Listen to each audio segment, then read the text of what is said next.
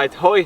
What's up guys, and welcome to a 2021 recap video. So my first year of being a YouTuber, or of doing YouTube, and yeah, I will show you the experiences that I had this year and the 3 main lessons I've learned during doing YouTube. So the first thing and the main lesson I've learned this year is seeking discomfort is truly the main factor that gives you growth and that gives you happiness. So at the beginning of the year, so of 2021, I've set out to myself to seek discomfort every single day, so to do a thing that is uncomfortable in the moment, but afterwards I feel great if I do it. And yeah, it always was like that. I often had days where I didn't want to record a video or where I didn't feel like recording, but in the end I recorded the video and yeah, it felt great afterwards. So you have a little feeling of pride, and this feeling is what keeps you moving forward and which pays off in the end. And another good thing about that is that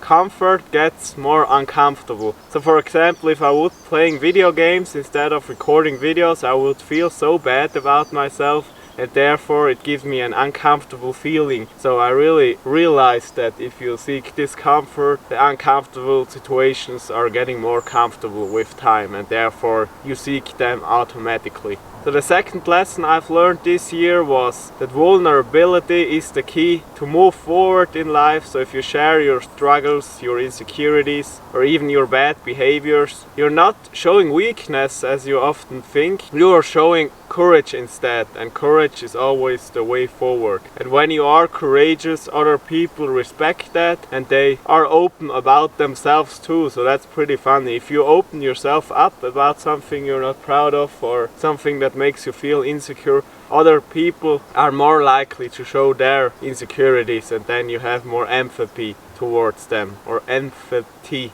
I don't know, I will write it down. And I always thought that, for example, people that are showing off or that always talk about themselves so highly, I think that's not something to look up to, because then you think they are perfect or they think they are perfect, but in reality they have a lot of insecurities about themselves that they don't want to share, but it doesn't make them look human in my opinion, and then you have less empathy towards them. So vulnerability is really something I want to embrace more, or I did this year, and I want to encourage other people to embrace that too, because it really helps if you're open about your insecurities, because then you have another view of them and you can take them with humor and laugh about them. And the third big lesson I've realized with starting YouTube is that your ego or your mind is really your biggest enemy. So when I started YouTube, I remember I talked to a good friend of mine about my plans on starting YouTube, and I also said to him that I think everyone will laugh at me, but I have to do it, and even if it's hard in the beginning and I lose everyone, then I will push through anyways. But afterwards I realized that was a little harsh, and it's not so bad as I thought. It was completely different, because a lot of people at the beginning came to me and said they think it's cool what I'm doing and they think it can be something. And yeah, the voices or the people that would talk down on me, I didn't even notice that, or I still don't notice that, because that's the funny thing. The people that talk bad about you, oftentimes you don't hear that or you don't notice that, and you only notice the people that come to you, that encourage you or give you encouraging words. So I was really surprised in the beginning, because I didn't expect that. So that was really cool, and I'm so grateful for the people that come into my life that gave me support or encouraging words, so thanks for that. It really helps and motivates me to move forward in the future and to keep doing what I'm doing. Alright, so these were the 3 key lessons I've learned during this year while doing YouTube, and it was an amazing year. I had a lot of good memories, especially the trips to Austria, Salzburg, to Munich, especially Dubai. So yeah, it was an amazing year. I also had the goal to live the year as it would be my last year on this planet, and I think I've succeeded with that.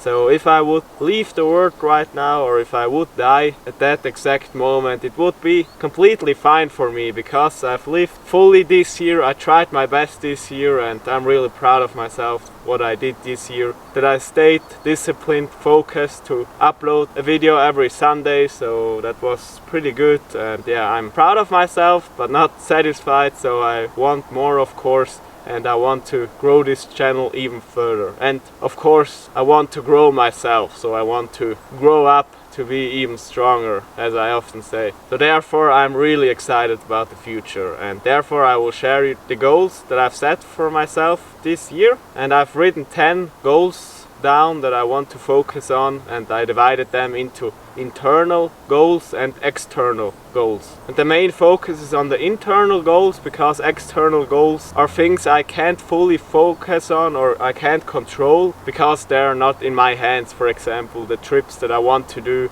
or the followers that I want to gain. But let's start with the first goal of my internal goals, and that's keeping balance. And I want to keep balance in every area of my life that it's important to me. So my health, fitness, finances, family and relationship especially, and of course YouTube.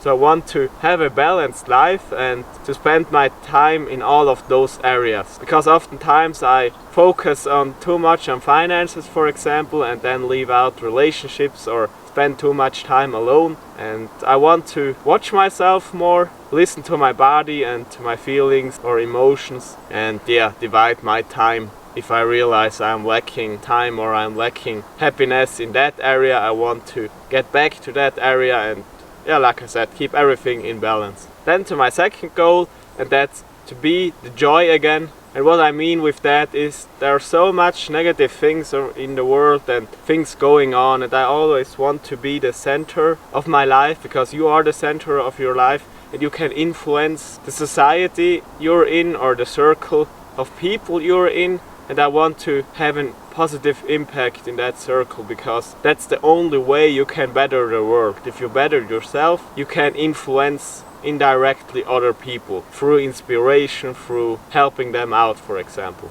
And a few days ago I watched Peaceful Warrior, a pretty good movie. One of the key lessons there was ego is your enemy and serving others is the highest good. So always being service to others, always look after other people without forgetting to look after yourself. And because of that, my third goal is forming and bettering my relationships and even get new people into my life. The book that I'm currently reading, Ikigai, another book that I can recommend to you, there's written in there that oldest people in Japan, because there is a area in Japan where people really oftentimes get over 100 years and they live pretty happily, and one of the key factors there is they're always serving their community, and they have a tribe, they have a community where they look after people, where they are in touch with other people. And therefore I want to look after the people that are important to me in my life, and also want to get to know new people, because that's something I often forgot in the past.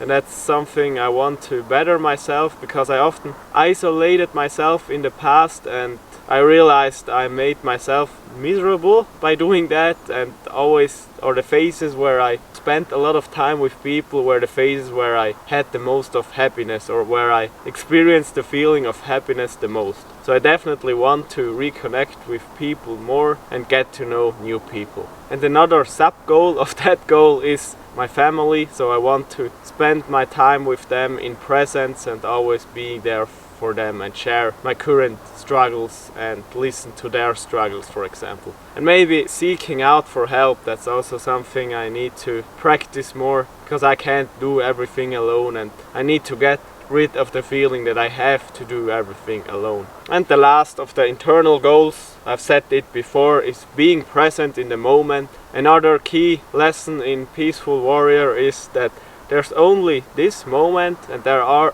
no ordinary moments. So every day has its own special moments, and it's your responsibility to realize them or to receive those gifts. And if you always focus on what you have to do or what's the day about and what problems you currently have, then you completely forgot about living the day.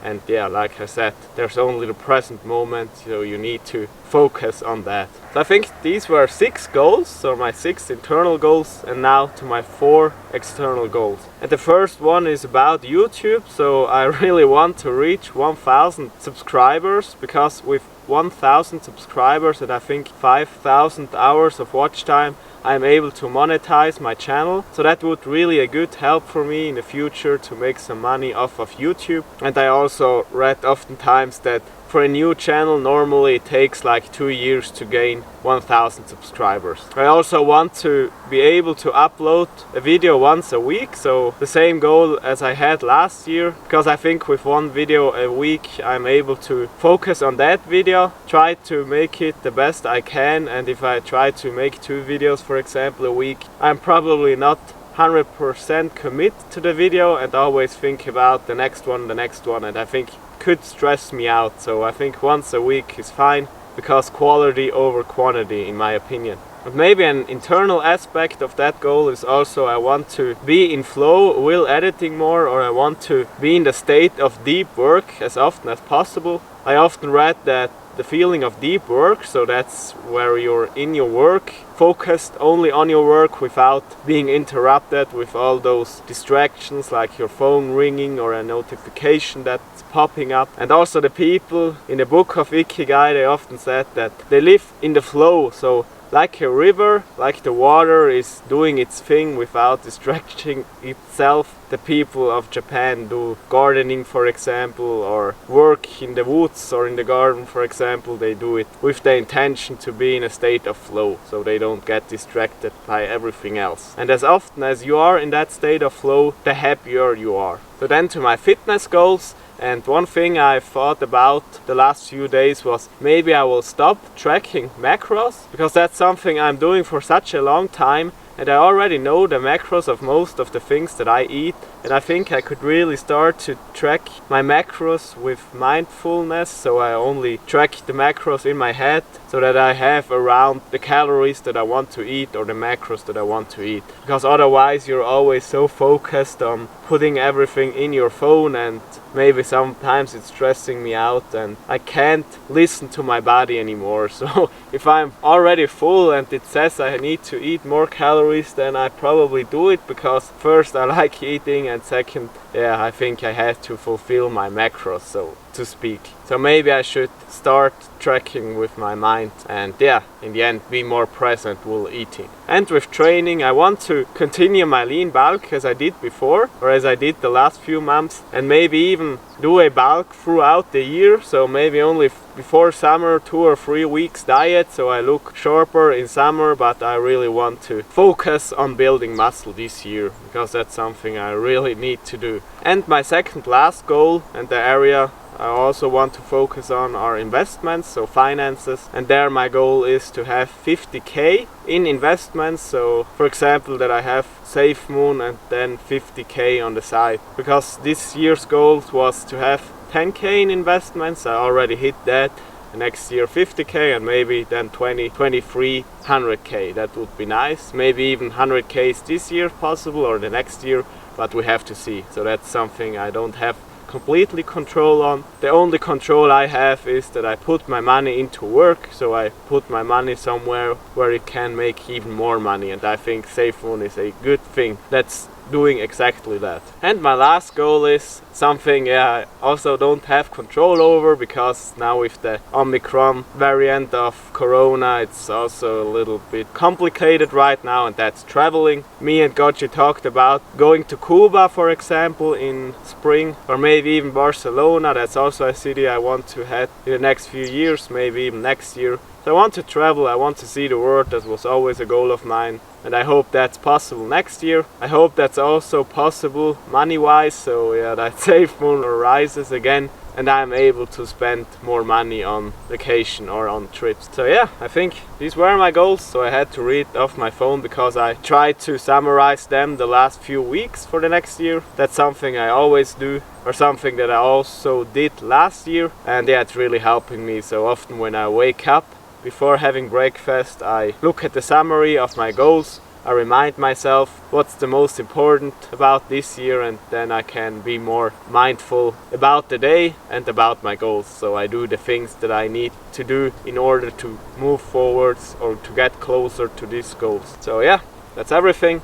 I hope you liked that surrounding, so the forest of Lutach, I really like it there. The sun is shining currently oftentimes. These are the last days of December, and I try to enjoy them as much as possible, but I'm also pretty excited about next year. And I can't wait for 2022 and the opportunities that are in front of me. So goodbye, vielen Dank.